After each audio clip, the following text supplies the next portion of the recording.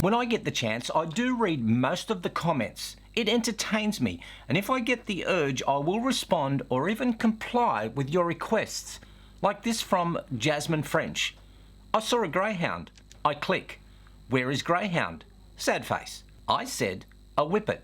Next video. So here is Fletcher. He's about 9, had 2 operations on a torn cruciate ligament, had a fatty lipoma removed near his throat, and is still enduring counselling. In other comments, you good people are asking for drone shots of my hometown on the Gold Coast. Except Stinky Cheese doesn't think it's a good idea, writing, the scary thing is, this is all some snowflakes know. They actually think they are entitled to royal treatment. The same goes for drone owners, but that is another rant for another day. Stinky Cheese, are you a bit dronophobic? So just for you, I took the drone out to show you what lies behind the glitz and the glamour of the Gold Coast and give you a snippet of just one section of our hinterland in the Lamington National Park. It's about an hour's drive right from here, and I'll show you the best bits. ANYHOOOO! Hands up those of you who have whacked on a backpack and stepped outside the comfort of your parents' basement and explored the different parts of the world, which is and should be very different to your own hometown.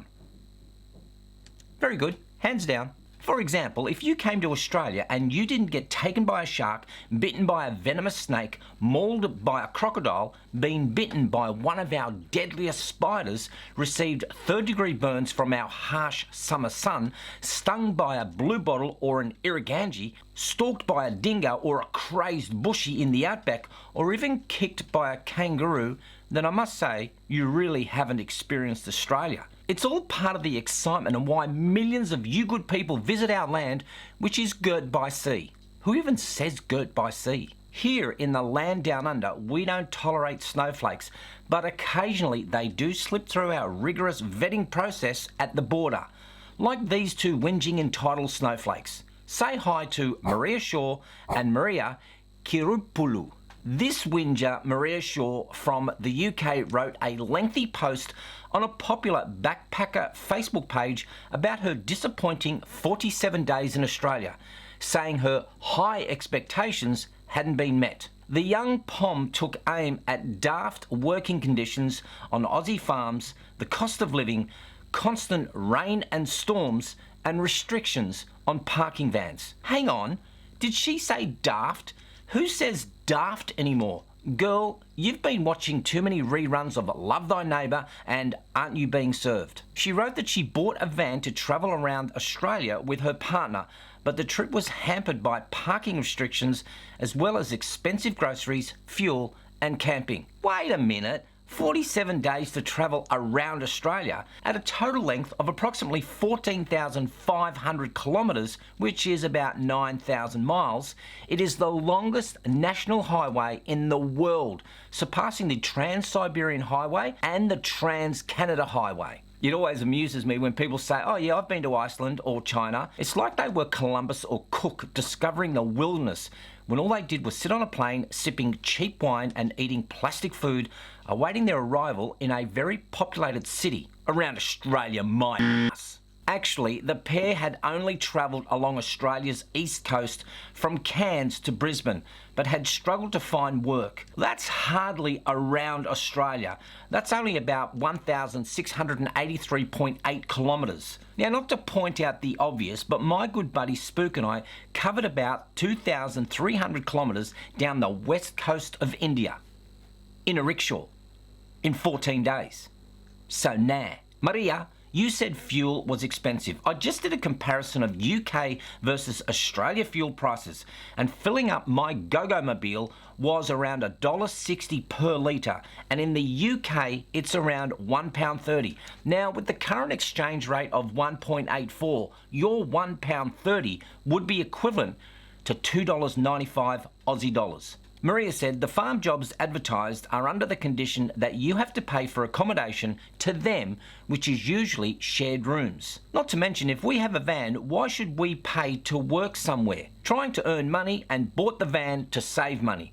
It's pretty daft, if we have a van, why should we pay to work somewhere? I bet you are making this shit up as you go along. She added that they struggle to meet new people, have only stayed in one hostel, so I guess haven't socialised too much either, which I'm sure does have a big impact. Maybe it's because we're a couple. No, maybe it's because you have only stayed in one hostel and you don't socialise much. Her sentiments were echoed later by Greek backpacker Mary Kiroupoulou, who bagged out Australia for being such a waste of time. Australia? A waste of time?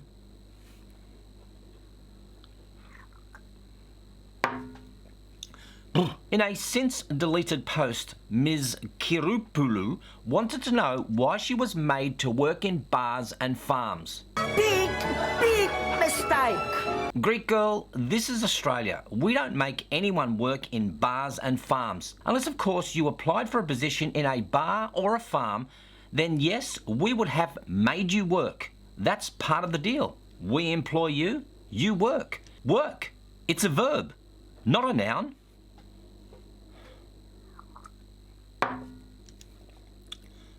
She accused locals of showing no appreciation towards foreigners. Can't wait to go back to Europe, where university degrees are more important than a bunch of meaningless cards that require no intelligence to obtain. No appreciation at all towards foreigners. We all came here to become just waiters and farmers. What? Didn't we? Oh my God, didn't the Greeks invent everything? We gave the world everything. Everything that the world has today, we invented everything. We've given the world democracy, sex, language. I'm just trying to think what... and pap smears. However, the tourist comments were met with disdain by patriotic social media users who hit back in numbers. If you don't like the place, don't think something is wrong with you. Just leave and go somewhere else. Another wrote, if you aren't enjoying yourself, then you should probably leave. Or open your minds and enjoy the fact that you are on the other side of the world. Another chipped in by saying, here's a plan, change your attitude, do a bit more research and go exploring. And finally another wrote, I guess you can't please everyone, so maybe a ticket home would be a better plan. But there were some Aussies such as G-Mann who chimed into the debate asking Aussies to rethink the way that they treat tourists in their country. Please treat foreigners in Australia with respect, Ms. Wall wrote. They have worked hard to come here. They are our guests. Be hospitable, kind and decent. Give them a reason to come back. You are representing Australia. What do you want our relationship with the world to be like? Actually, Miss Wall, we don't want them to come back. I need to speak with you. Hang on. Hello, is that you, Ms. Wall? No? Is Mr. Wall there? No. Is Mrs. Wall there? No. Are there any walls in the house? There's not. Well, what's holding up the bloody roof?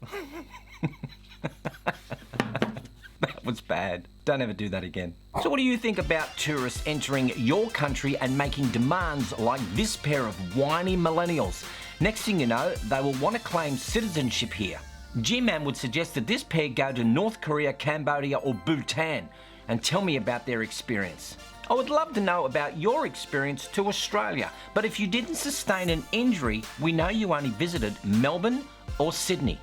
You're soft. As usual, share this video with your friends and have them subscribe. Or troll.